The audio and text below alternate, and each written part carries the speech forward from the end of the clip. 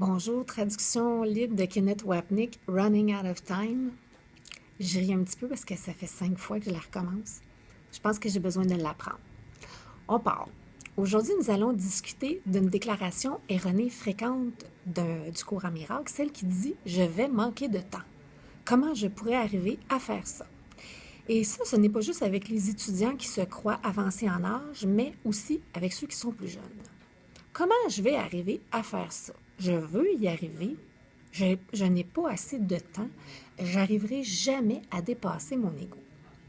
Et c'est souvent exprimé après que les étudiants travaillent avec le cours depuis un certain temps et qui prennent conscience de l'énormité, de l'immense grandeur de leur ego ou de ce qu'ils expérimentent comme étant la grandeur immense de leur ego. Et le problème avec ce genre de préoccupation, même si c'est très compréhensible, c'est qu'ils sont basés sur le fait que l'ego est réel. Et non seulement que l'ego est réel, mais qu'il est aussi un ennemi formidable. Si formidable, en fait, qu'il semble impossible d'en relâcher dans cette vie ou même dans plusieurs vies.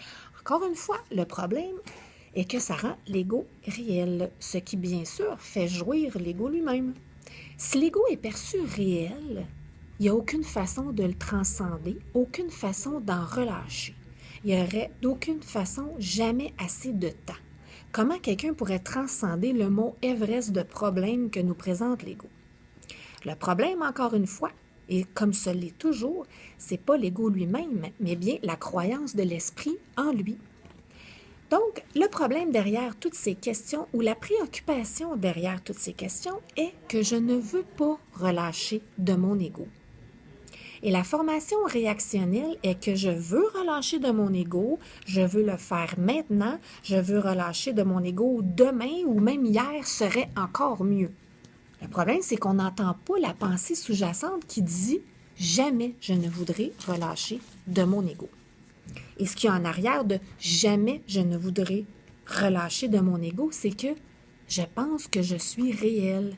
Je crois que mon existence est importante et donc mon ego est bien vivant, bien vrai et évidemment très important. Si je croyais pas ça, si c'était pas le contenu sous-jacent des préoccupations que j'exprime, si c'était pas le contenu, je ne m'en préoccuperais même pas. Je dirais simplement, je peux relâcher de mon ego et en un instant, et c'est ce que Jésus nous répète constamment dans un cours en miracle, que le problème, c'est pas l'ego.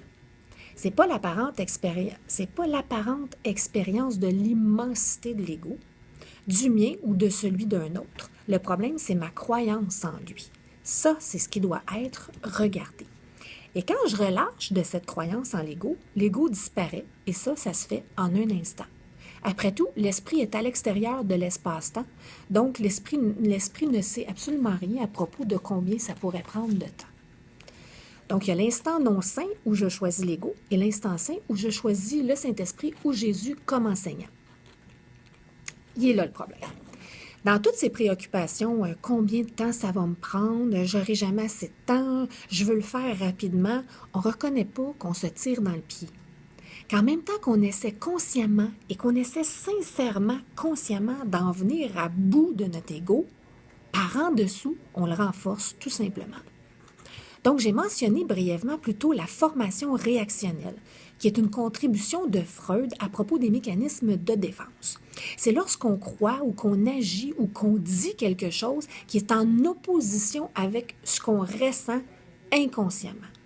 Donc, ce qui peut être très aidant, quand on se voit ressortir ses préoccupations, quand on y pense en nous-mêmes ou qu'on en parle à d'autres, c'est de s'arrêter et de se demander c'est quoi qu'il y a en arrière de ça.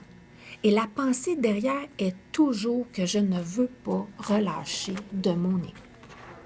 Parce que ce qui garde mon ego bien en vie, c'est de croire qu'il est fort et solide.